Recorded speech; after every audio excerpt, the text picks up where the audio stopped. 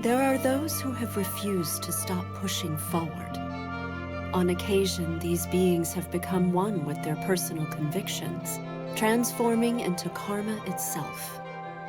While these individuals have still remained human, they have also transcended humanity, continuing their faithful watch under the guise of inhuman eyes. The narrator talks about white vessels, the ones who surpassed humanity to be able to challenge the abyss. She talks about the idea that they become the thing they were after. They themselves become the embodiment of their wishes, and as we talked about it before, that is really important. Uncle Habbo introduces the main 5 active white vessels here.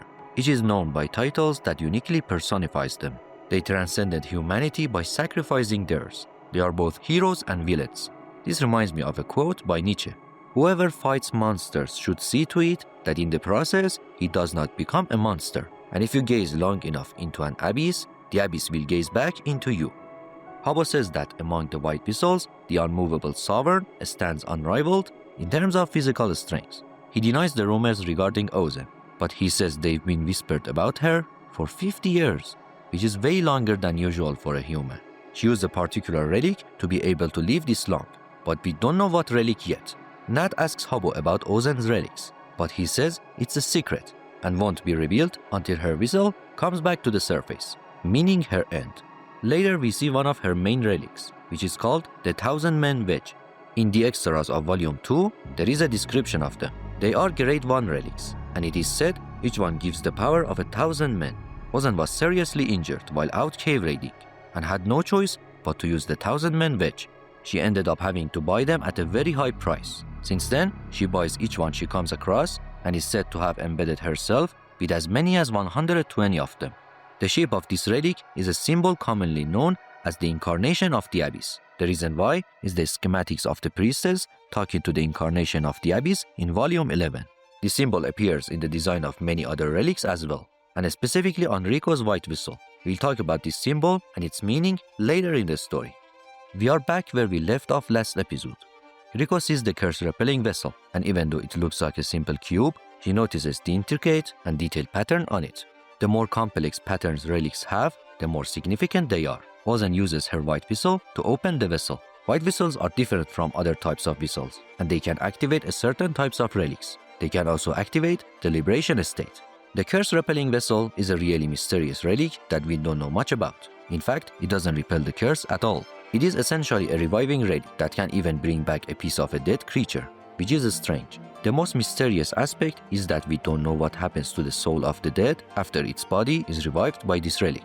The body may regain its lost soul, or perhaps a new one takes its place. Weirdly enough, whatever gets revived and starts to move always heads toward the center and bottom of the abyss for some reason. Ozen reveals the bitter truth to Riko here. The fact that she is just a moving piece of meat, destined to perish on a path she didn't even choose. Isn't that how we are? This is life. We are all like that. We shall face the absurdity of life if we decide to descend deep. The nihilism that is deeply embedded in our lives, and at the end, it all would be worthless, and nothing can feel the deep longing we feel. Life is both meaningful and meaningless. There is no escape from it for those who dare challenge the abyss. For if we can't overcome the absurdity, we can't move beyond. Reg steps in here to defend Riko and stop Ozen. He calls Ozen childish and mean. This makes sense, since Ozen is developmentally fixated in many areas and has only grown in physical strength, which is why she can handle herself well to achieve the goals she desires. These fixations are also why she is alone and doesn't really have a squad.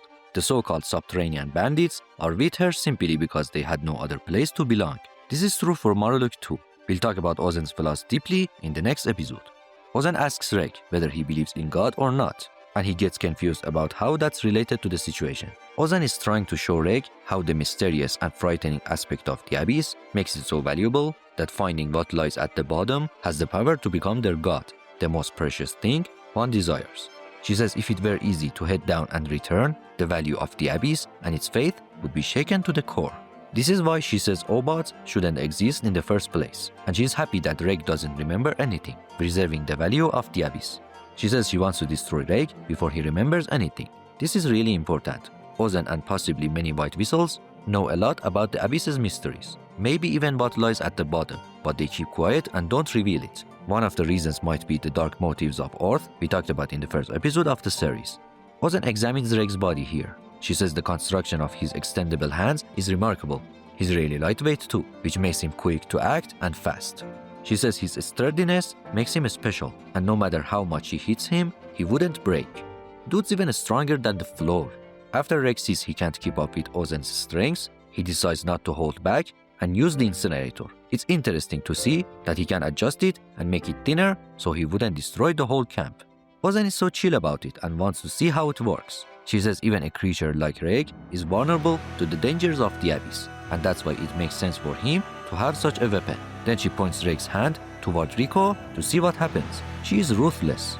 She says she hasn't seen such a weapon before, but she doesn't seem amazed at all, which probably means she is being sarcastic here. Ozen beats the shit out of Reg here. He goes unconscious since he used the incinerator.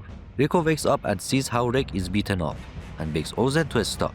She says she is not wishing for a long life, but without Reg, she cannot make it at all. Ozen says if Riko thinks he's so precious, she should have locked him away. This probably means Ozen has some precious things that she has locked away. Also another hint to what I talked about earlier. This hit was brutal. She says this won't do, and they are both unfit for such a journey. Reg understands here how vulnerable Riko is without him in the Abyss, and that his capabilities are necessary for such a young kid to survive even in the first layers.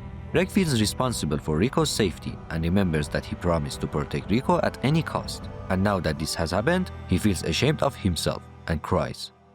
We see the Subterranean Bandits for the first time here. They are three delvers named Yelme, Simurd, and Old Zapu. Yelme and Zapu have moon whistles, but Simurd is a black whistle. Ozen doesn't consider them her squad, but they live in the Seeker camp. We see the Subterranean Bandits later in the story too, in Volume 11 at the Tumble Tower. Also in the third episode of Marulk's Daily Life OVA, Marulk cleans all the rooms in the Seeker camp. Yelme, other than having some questionable pictures, has some Princess Bosom relics as well. He tries to hit on Tepaste in Volume 11, but the one getting hit is him. Here Ozen admires Marulk's decision to seek help, but since he disobeyed her, he has to face the consequence, getting strung up naked. Ozen says she wanted to test Liza's kid, and she went all out to make the point clear and show them the brutal truth. She says she doesn't like childish tricks and didn't lie to them. But about destroying Reg, she apparently lied, which is weird. I believe she was speaking the truth there. But now in front of the people, she accepts that since Reg forgot everything, it would be okay for him to continue on. Ozen has undeniably shady intentions and possesses fundamental truths about the Abyss, truths she is determined to keep hidden. Ozen tells Marulk to help Reg recover so they can start their survival training. In the next episode, we are going to talk about Ozen's backstory and her relationship with Liza in depth, as well as her flaws and why she's stuck at her respective level of value, she. Please subscribe and share this video to support this journey. See you in the next one.